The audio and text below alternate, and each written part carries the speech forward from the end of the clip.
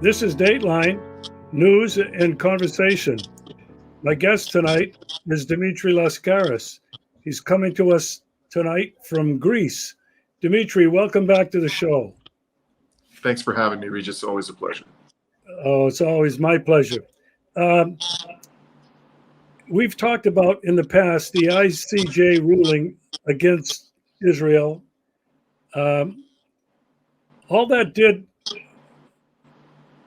well, it emboldened a lot of people, but I read something where it even emboldened Israel and the United States. They basically thumbed their noses at this ruling, and they've obviously done nothing to stop.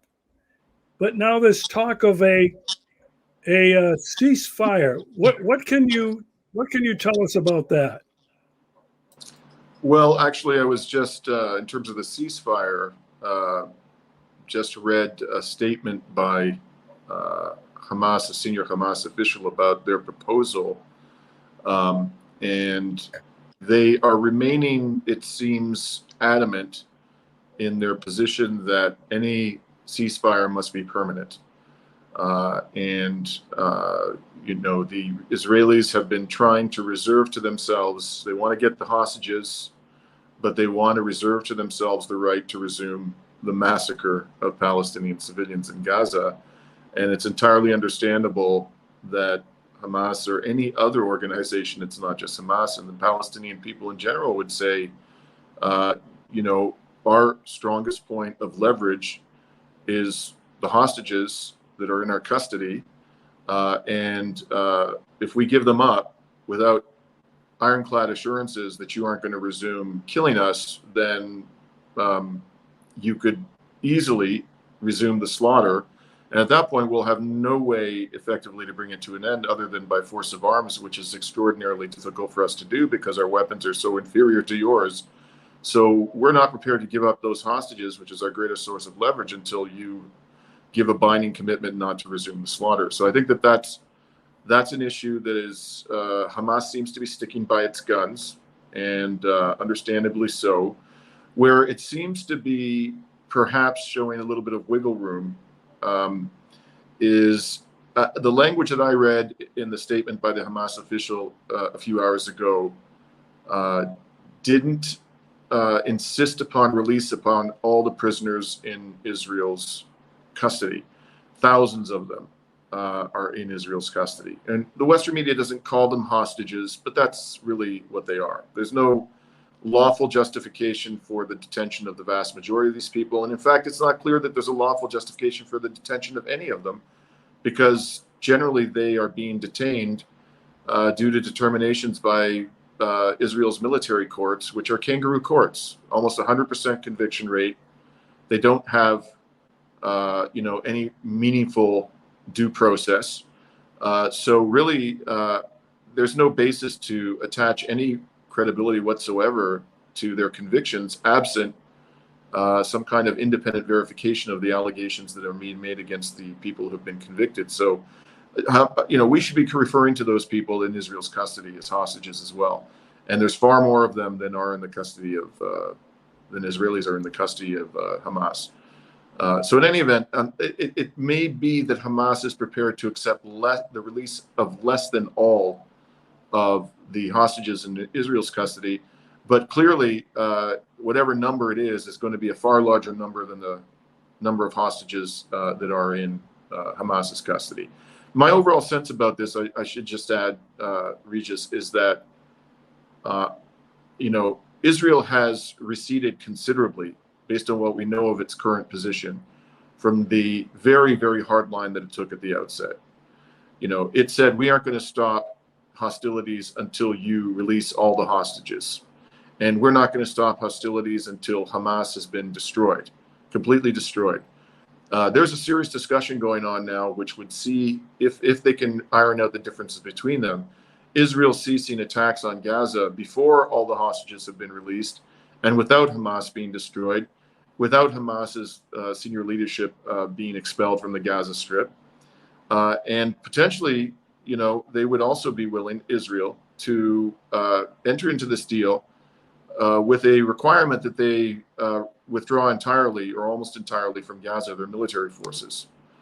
This would be a major, major capitulation on the part of Israel. And I think what we can take away from this, whatever the outcome of these negotiations may be, is that the resistance that Hamas has put up and the other Palestinian militant groups, the ICJ's decision, the casualties that Israel has suffered, the damage that's being done to its economy, all of these things which you and I have been talking about for months now, has really put Israel in a position where it has to make major, major compromises and resile from the extremist hardline position that it took from the outset.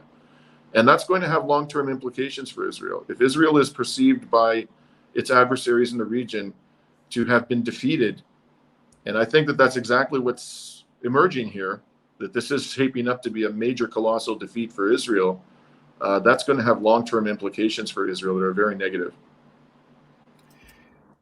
Wow. Well, I think given their track record, they can't be trusted. Just my opinion. I think the Palestinians and Hamas, the PLO, know that better than anybody. But there's another interesting development. I read that Indonesia is preparing to bring a suit to the ICJ declaring that the state of Israel is illegal and has no foundation in law. Can you comment on that briefly? Well, it's hard to know precisely what Indonesia has in mind, but I can tell you what I think is clear as a matter of international law. And what is clear as a matter of international law is that Israel's annexation of East Jerusalem, Israel claims that East Jerusalem is now part of Israel. That's a flagrant violation of international law. International law clearly has conferred upon East Jerusalem the status of occupied Palestinian territory.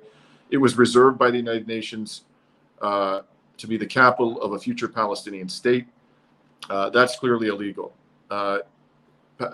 Israel has effectively, not formally, but effectively annexed the whole of the West Bank. I mean, there's no meaningful sense in which the Palestinian people exercise sovereignty over really any part of the West Bank. So although they haven't adopted a law declaring formally that West Bank is part of Israel, in fact, de facto, they're treating it as such. That too is clearly a violation of international law. The West Bank, again, like East Jerusalem, was set aside by the international community, the United Nations, for a future Palestinian state. The Israelis have also illegally annexed the Golan Heights, which clearly is part of the sovereign territory of Israel. And in that case, they actually adopted a law declaring it to be part of Israel. This is a flagrant violation of international law. So as to the extent Israel defines its borders at all, and that's a serious issue because Israel, I think, was quite intentionally avoided doing that in order to give itself sort of the space to constantly expand and acquire by conquest territory adjacent to the internationally recognized boundaries of Israel. To the extent it's defined its boundaries, those boundaries are clearly illegitimate under international law. So it may well be that that's going to be the focus, and it sounds like that's going to be the focus of Indonesia's application before the International Court of Justice. The last thing I'll say about this, Regis, is I think this decision by the ICJ in the genocide application brought for South Africa has just opened up a whole can of worms for the West and for its proxies around the world. What the decision showed of the ICJ, 15-2, including with the concurrence of the Western judges, all the Western judges, the German judge, the French judge, the US judge, who served as a legal advisor under the Obama administration, the Slovakian judge, the Japanese judge, the Australian judge, all countries that have historically been very, very supportive of Israel. These judges joined with the non-Western judges by a margin of 15-2 to say that Israel is plausibly committing genocide, the worst crime that any state or non-state actor can commit, both as a legal and a moral matter. And the only judges who who disagreed were the Israeli judge, who was appointed or nominated to the court strictly for purposes of adjudicating this case, as was Israel's right, and the Ugandan judge. And what's interesting about the Ugandan judge's decision is that the moment the decision came out, the government of Uganda disowned the decision of the Ugandan judge and said, this does not represent the position of our government. So it was almost unanimous. And I think the whole non-Western world looked at this and said, wow, you know, it's possible to obtain justice before the International Court of Justice in a claim asserted against a Western nation or a state that is closely allied with the West. So it's not just Indonesia. We may be seeing some very other interesting claims. And what I want to mention in that regard is the government of Nicaragua. There was a report in Al Mayadeen a few days ago, seems intent upon bringing a claim against 4 Western nations, including Canada, for complicity in Israel's genocide, for failure to comply with the obligation of all signatories to the Genocide Convention under Article 1 to prevent and punish genocide. So we may now be seeing actions before the International Court of Justice targeting Israel's allies for complicity in genocide. This is a real problem for the West. Wow. Well, there's more. I read just the other day, China now is formally demanding that Palestine become a separate state.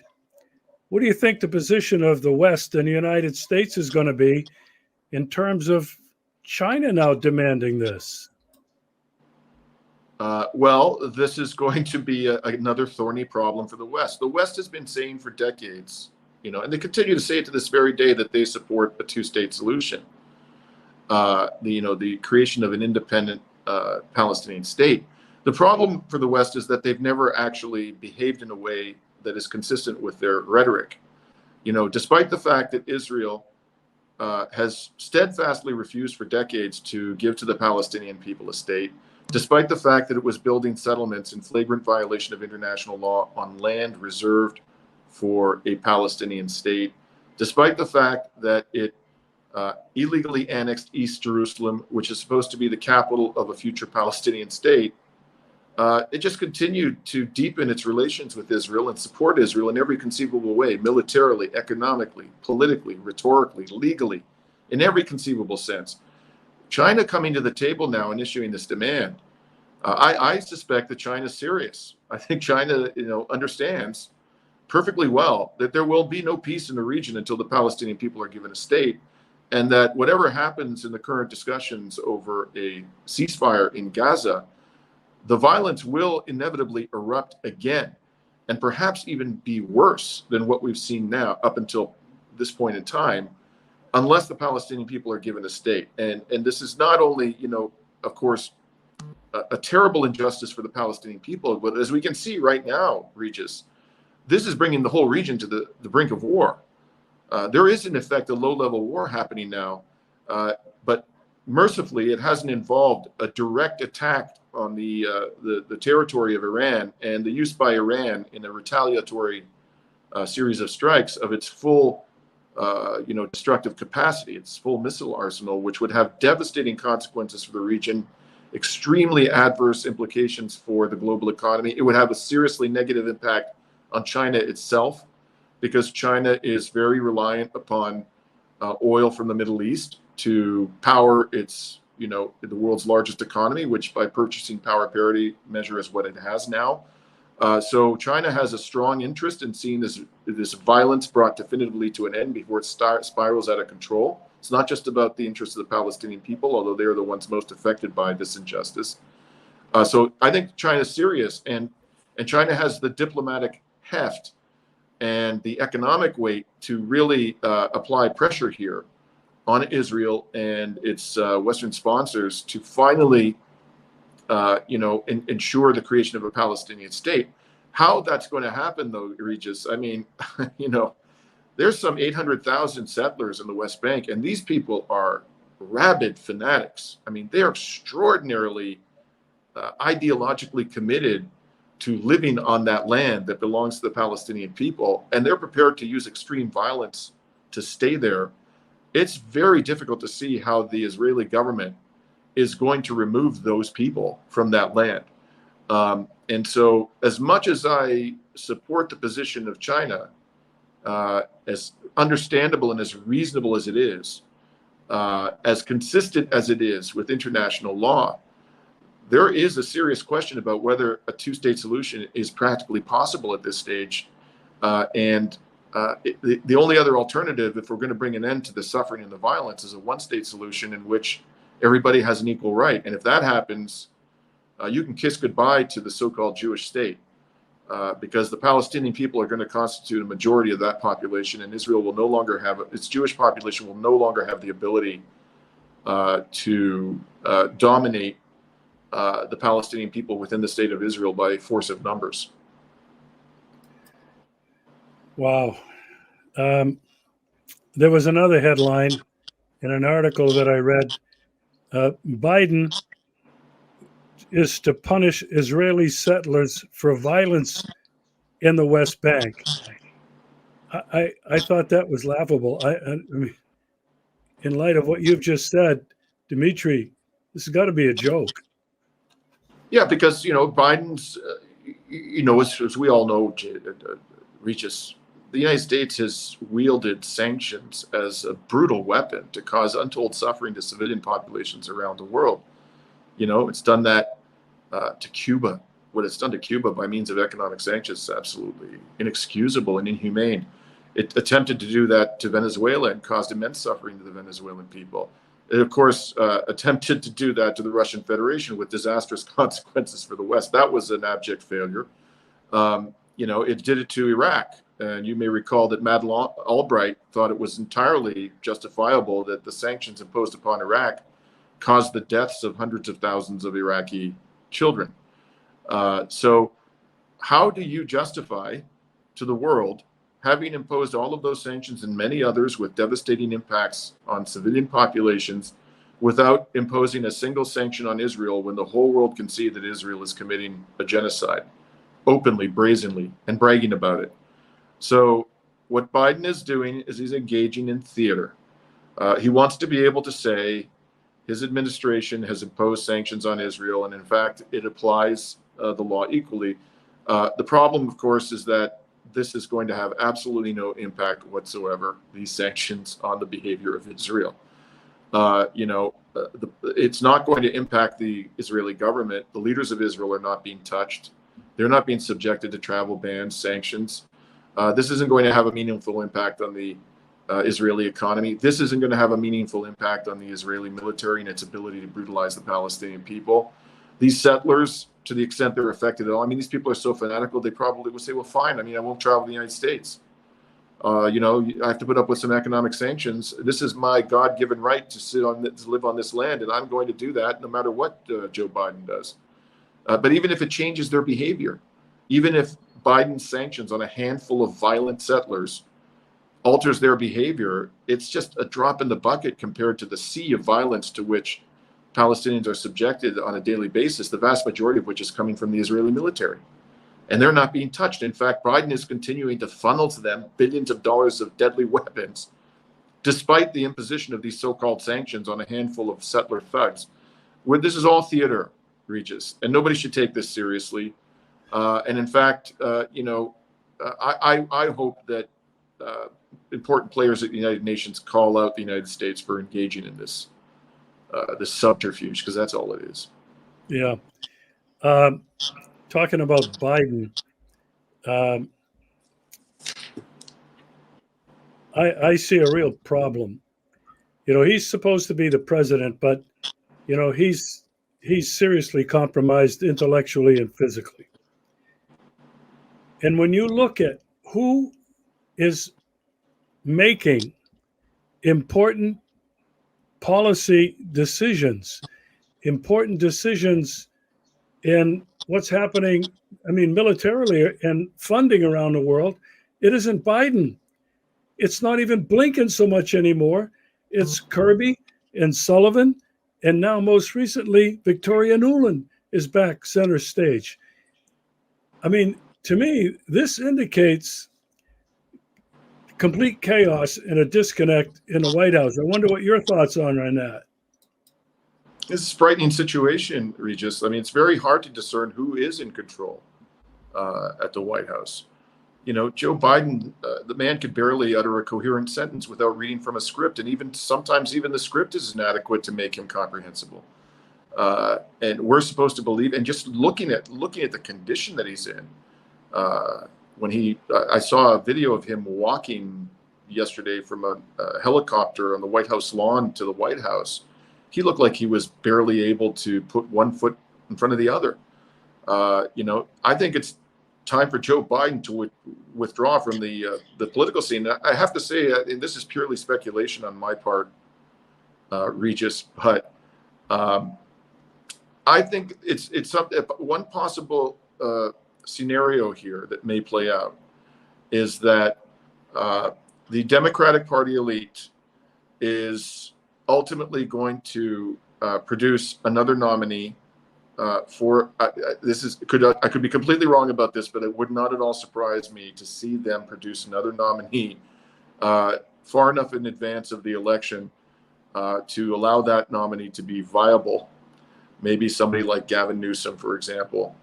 And they're basically having Biden take a bullet right now for the neocon project, and particularly for the grotesque injustices in the Middle East. So he'll wear that for the rest of his life, which is probably not going to be much longer given his state. And somebody else will be parachuted into the role of Democratic nominee for the presidency of the United States, who can plausibly say, well, that had nothing to do with me. I'm not responsible for what the Biden administration did. You know, if it turns out that I'm wrong about this, I'm not predicting this. I just think that that's a possible scenario. But if it turns out that that doesn't happen and Biden ends up being the nominee, I mean, how do people imagine this man functioning for another 4 years? He barely functioned now. You know, and the situation is becoming increasingly dangerous in the world, especially in the Middle East. I mean, we need somebody who has all of their faculties available to them. This is sheer insanity that they would put him forward as the nominee for another 4 years. Yeah, I agree with you. I don't think he's going to make it to the finish line. I don't see how any of the people in the Democratic National Committee, Wall Street, whoever the power brokers are, they're looking at this man, and they're not out there publicly, but you got to know they've been talking. He's going to lose it for them. He doesn't stand a chance. A poll just came out, showed he's 5 points behind Trump. You know, yeah. And you know, Trump has been hammering him, but Jimmy Dore, somebody sent me this clip from Jimmy Dore. I like what he's doing, but I don't have the time to watch him all the time. But he was doing a stand-up gig somewhere. It wasn't his regular show, but same method. He had his computer there, and he was showing these clips of Biden. He couldn't complete a sentence, couldn't even pronounce a word. He didn't know. I looked at that and I said, oh my God, this is worse than what I thought. Yeah. We're talking about a banana republic here, you know, Regis. That's what the United States is becoming. I mean, it's amazing. Yeah, amazing. All right. So last thing I want your opinion on, because everybody is waiting. Millions of people are waiting. Tucker Carlson is or was in Moscow, and he interviewed Putin. It's confirmed. You know, the Kremlin confirmed. Nobody gave any details about it. My thoughts originally were that, Tucker, I hope you have done your research. I hope you don't come across as some cocky, U.S.-centric, whatever you are, journalist. You've become with tremendous respect. And if you're going to be true to your word, you want the American people to hear Putin and his side, you better give him the opportunity to do that. We'll see what happens. What are your thoughts?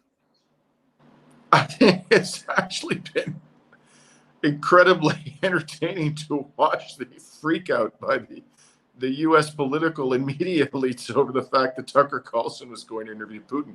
I mean, you have Billy Crystal, or not Bill Crystal, not Billy Crystal, Bill Crystal, I believe it is, former New York Times columnist, a frothing at the mouth neocon saying that they shouldn't allow Tucker Carlson back into the United States or some nonsense like that. I saw another claim by some other frothing about neocon that they should impose sanctions on Tucker Carlson. There have been statements. Somebody with a very large following on Twitter, I think he uses a fake name, said that Tucker Carlson suggested he had become a legitimate military target for the Ukrainian army by virtue of doing this. And I think the tweet got something, I think Glenn Greenwald was talking about this tweet, got something like 2,000 likes. I mean, it's absolute hysteria because the West has lost control of the narrative from the moment that somebody like Tucker Carlson goes and interviews Vladimir Putin. They have steadfastly avoided the mainstream media in the West interviewing Vladimir Putin for the past 2 years since the SMO that began in February of 2022. Even though, this is an existentially dangerous war with massive security and economic implications for the West. Tucker Carlson put out a video explaining why he was doing this, and I think he said with complete justification, whatever you think of Tucker Carlson, whatever you may feel about his politics on issues that matter to you, the point that he made, I think, was absolutely correct and compelling, and that is, the function of journalism, especially when you're dealing with a war and a dispute of this nature that has such profound consequences for people in the West, is to allow the citizenry to hear from all sides of the dispute and then decide for themselves what is true and what is false. The attitude that the Western media and political elites have taken from day one is to deprive us of access to the Russian perspective. Why would that be in the interests of peoples in the West? I mean, if we are to be trusted to cast a vote and decide who can be the prime minister or the president of our countries, why can we not be trusted to decide for ourselves whether a leader like Vladimir Putin is telling the truth? There was an interview that was done. I just thought this was astonishing. Regis, Sergei Lavrov went to the United Nations recently. I think he was there like a week or two ago, and CBS interviewed the man. Okay, and I think Sergei Lavrov is a very important figure on the world stage. Again, whatever you may think of him, he's widely respected, and he speaks with great authority. He's a member, if I understand correctly, of the Russian Security Council. It's not just, the top diplomat for the Russian Federation, and has been for many years.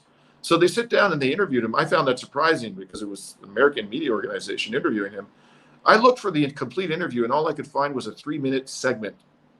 So I thought, this is weird. The whole interview lasted 3 minutes? That can't be. So then I went to the Foreign Ministry of Russia's website, and I found a transcript of the entire interview. And the whole thing lasted a hell of a lot more than 3 minutes, but they only showed us 3 minutes of the interview. They took the little pieces of it that they liked, that they thought were most useful to them, and deprived their audience of the rest, the vast majority of the interview. This is absolutely extraordinary. So I think whatever you think of Tucker Carlson, good on him. It's going to be fascinating to see how the public in the West reacts to this interview, because for once they're going to get to hear Vladimir Putin speak since this conflict erupted in February 2022, to speak at length about the position of the Russian Federation without any attempt to sanitize what he's saying. So it's going to be quite a show. Yeah. Now, I've been trying to remind people that Oliver Stone spent several weeks, over several months, interviewing Vladimir Putin several years ago. He produced 6 separate interviews. I've seen them all. It was incredible. And I can't claim that Oliver is a friend of mine, but we have communicated. He's appearing in my first video, The Ghost of Jeju. And I said to him, Oliver, these interviews were absolutely fantastic. You know what he said to me? Nobody is listening. I was asking him if he would come back again and continue to interview Putin a year ago. He said, nobody's listening. Now, I bring this up because I think this is several years that have gone by since Oliver Stone came here and was castigated roundly everywhere. He couldn't even raise money in the United States to produce his movies. He had to go overseas to get money. But here we are, and several years later, the climate has changed. And where some of those people in the United States are saying he should be arrested, not let back in the country, sanction him, he's a fair game military target for Ukraine. There's millions and millions. I mean, I'm thinking it's over 150 million people that are waiting to see this interview. I think the time is different, and I hope that Tucker will have a huge impact on American thinking. And Dimitri, we have to think Donald Trump is going to piggyback on this. There's no doubt about it. What are your thoughts? I think this is going to be one of the most widely watched interviews in the history of interviews, frankly. And it's precisely because the West has done so much to suppress the perspective of the Russian Federation at a time when the West is locked in, what the Russian Federation, I think, rightly views as an existential struggle with NATO. That interest in this interview has been piqued, and there's just no way. Apparently, Elon Musk has given assurances to Tucker Carlson that he's not going to do anything to suppress the interview. So much attention has been drawn to it by the hysteria, the outright laughable hysteria of the Western political and media elite, that there is going to be a huge and absolutely enormous audience for this thing. And that's why I say it's just going to be absolutely fascinating to watch what's going to happen. And this could really deliver a death blow to the entire rancid narrative about this depraved proxy war, which is already on its last legs from a propaganda perspective. So, I'm going to be buying a bag of popcorn, sitting back and watching this show. It's going to be something to behold.